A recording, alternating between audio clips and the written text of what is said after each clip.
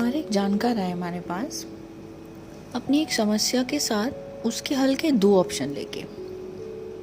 दोनों ऑप्शंस उन्होंने बड़ी डिटेल में सुनाए, उनकी अच्छाइयाँ बुराइयाँ सुनाई। हमें बड़ा आश्चर्य हुआ।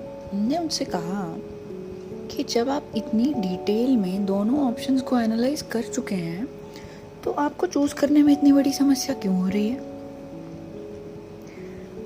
बोले दोनों में से कोई सा सोल्यूशन बैठ नहीं रहा, लेकिन चूज तो करना पड़ेगा।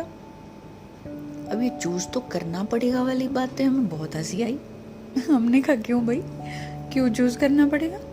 बोले और क्या करें, ऑप्शन ए या ऑप्शन बी, इसलिए आपके पास आए हैं। हमने कहा वेरी गुड, अब हमारे पास आए हैं तो एक नई बात सुनिए। बोले क्या? हमने कहा जब हमें ऑप्शन ए की अच्छाइयाँ और ऑप्शन बी की अच्छाइयाँ पता है तो उन दोनों अच्छाइयों को मिला के एक ऑप्शन सी क्यों नहीं बना सकते? क्यों ऐसा ज़रूरी है कि ज़िंदगी 2 राहें पर ही मानी जाती है कि या इधर या उधर?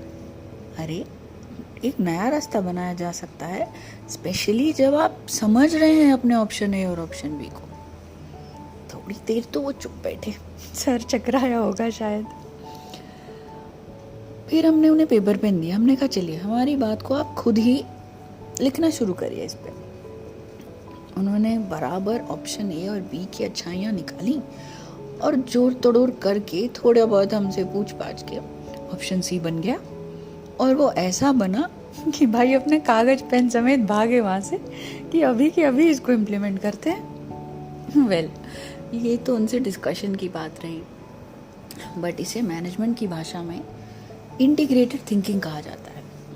इंटीग्रेटेड थिंकिंग, जहाँ पर आपने इंटीग्रेट किया, 2 अच्छाइयों को जोड़ के एक तीसरा ऑप्शन बनाया।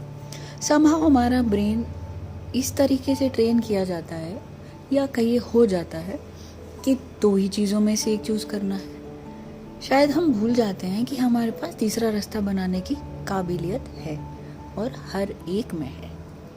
So let's try some integrated thinking now onwards in our decision making.